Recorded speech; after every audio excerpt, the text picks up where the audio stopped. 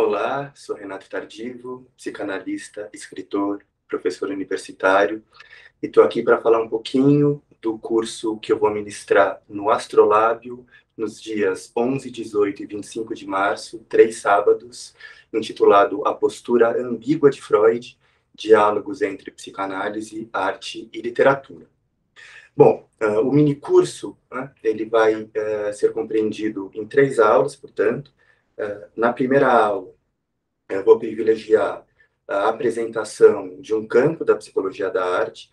Então, pensar esse campo da psicologia da arte se constituindo entre a estética, a história da arte, né?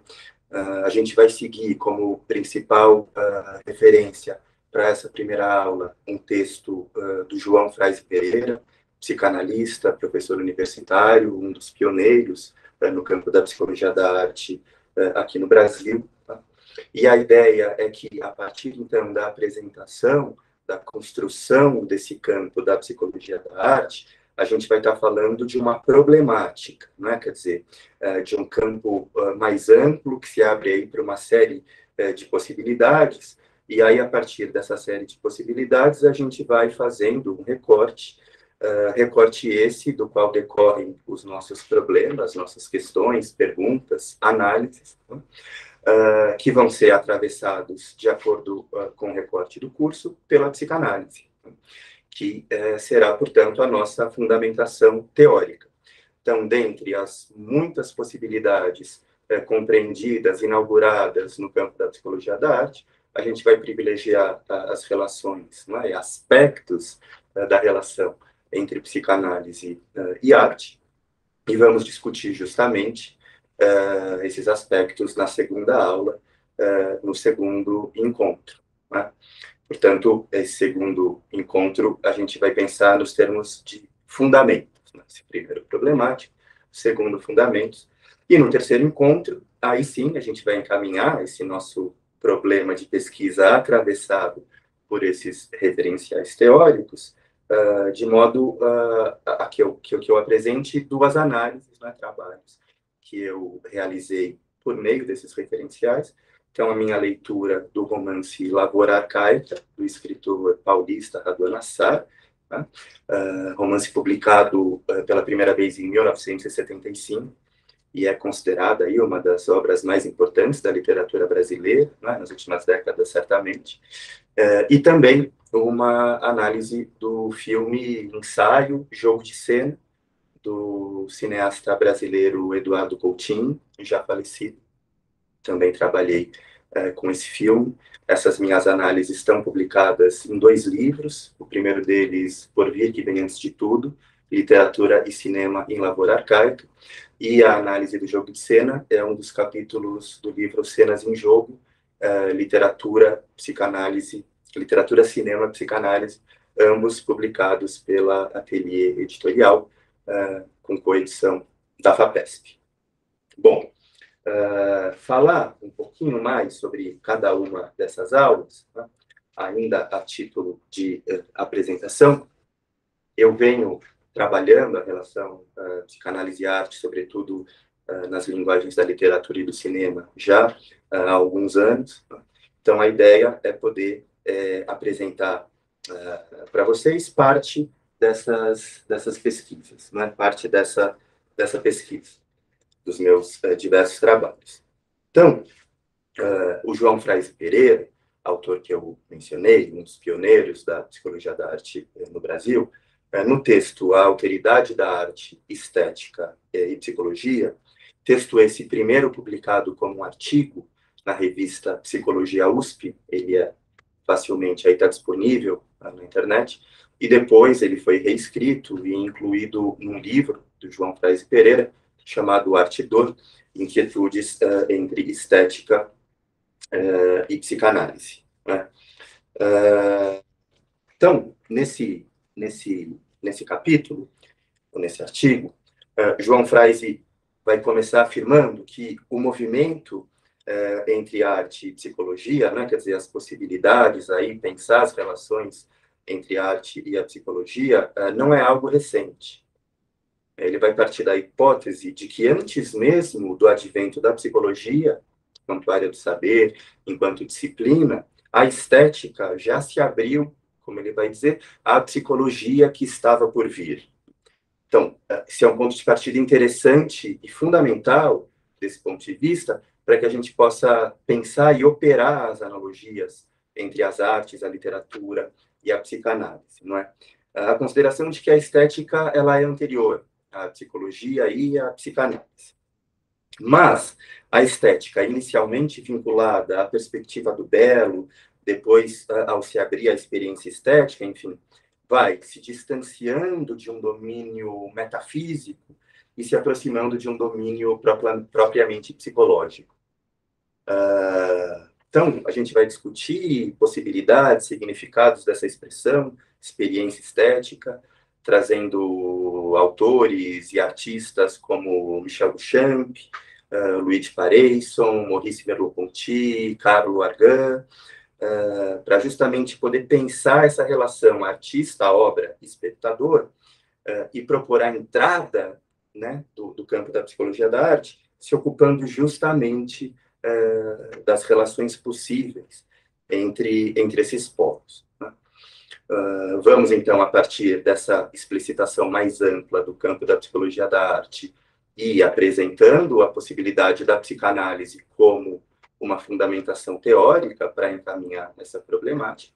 E ainda nesse primeiro encontro, a gente vai assistir a um episódio de uma série criada pelo Itaú Cultural e dirigida, coordenada pelo Jorge Colli, professor de estética, de história da arte, aqui da Unicamp, crítico de arte, chamada Obra Revelada, muito interessante. A gente vai acompanhar aqui a leitura do quadro Ventania, do artista brasileiro Antônio Parreiras, né? E discutir toda a potência que decorre, né, desse encontro espectador-obra. Bom, na segunda aula, né, como eu disse no início, a gente vai pensar a psicanálise como a fundamentação teórica, e pensar a psicanálise como fundamentação teórica para encaminhar a relação das artes, da literatura com a psicanálise, implica, do meu ponto de vista, ter em conta a postura ambígua de Freud em relação ao tema, em relação à questão, tanto as artes quanto a literatura. Por que postura ambígua? Bom, porque em alguns momentos Freud toma a criação artística, a criação poética, a própria obra que resulta dessa criação como objeto da psicanálise, né? Da teoria da metapsicologia que ele então criava. Dessa perspectiva, a psicanálise entra como uma espécie de aplicação de conceitos mesmo, não é? A teoria aplicada às obras ou ao gesto de criação. Né? Há problemas nessa vertente, né? Que muitas vezes a aplicação de conceitos à obra, à criação, acaba, do ponto de vista da estética, implicando uma leitura distanciada do quadro, do livro, do filme, correndo-se o risco de cair no que o próprio Freud chamou de psicanálise selvagem, ou psicanálise silvestre, não é? São essas interpretações apressadas, distanciadas, às vezes, inclusive, ideológicas, não é? A respeito das questões que a obra pode suscitar. Não é?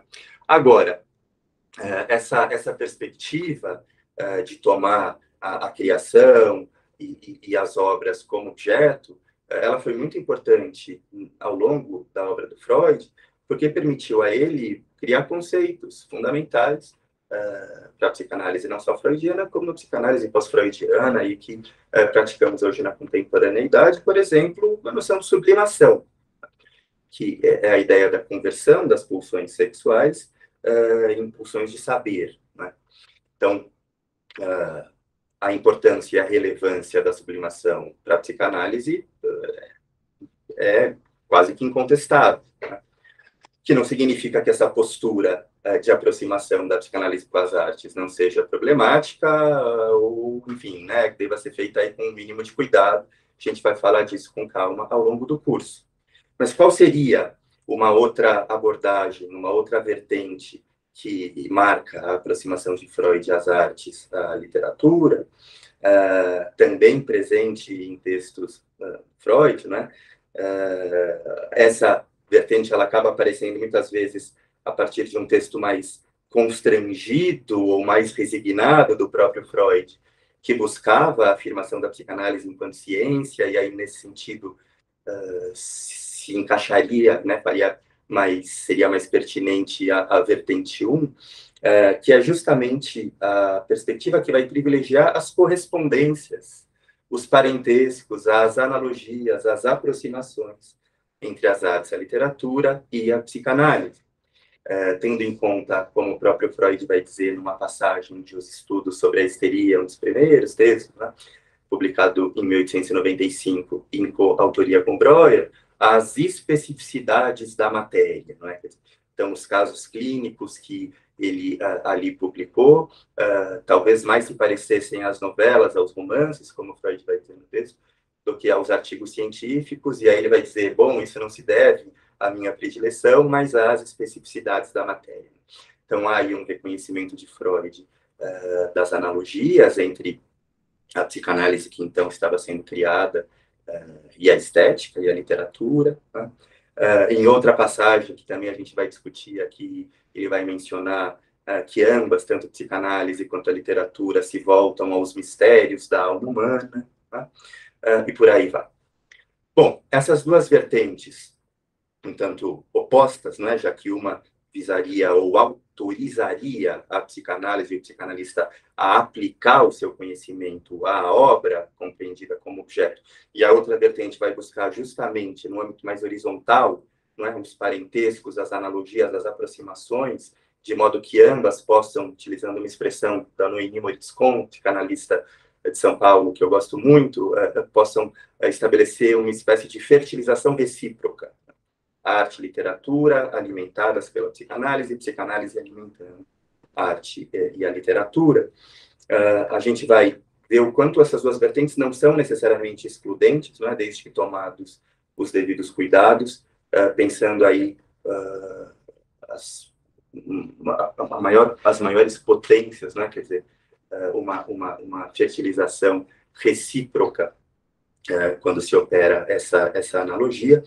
E aí a gente vai ler, no fim dessa segunda aula, um texto curto, um ensaio curto e muito poético de Freud, chamado A Transitoriedade, texto de 1916, que ele vai falar sobre a passagem do tempo, o belo, enfim, texto muito, muito bonito e que nos ajudará também a compreender a relação da psicanálise de Freud com as artes. E, finalmente, na terceira aula, a gente vai se ocupar das análises, justamente, como eu disse no início. Então, eu vou apresentar tanto parte da minha leitura do romance Lavoura Arcaica, do Raduan Nassar, e também do documentário Jogo de Cena, do Eduardo Coutinho, no sentido de a gente poder discutir, não é? Quer dizer, e ter, não é? como material análises que decorrem destes referenciais teóricos que decorrem dessa problemática. É isso, esperamos vocês, então, nesses 3 sábados de março, 11, 18 e 25, para poder trocar, discutir, pensar possibilidades compreendidas por essa relação tão instigante, tão interessante, né, das artes, da literatura e da psicanálise. Até lá!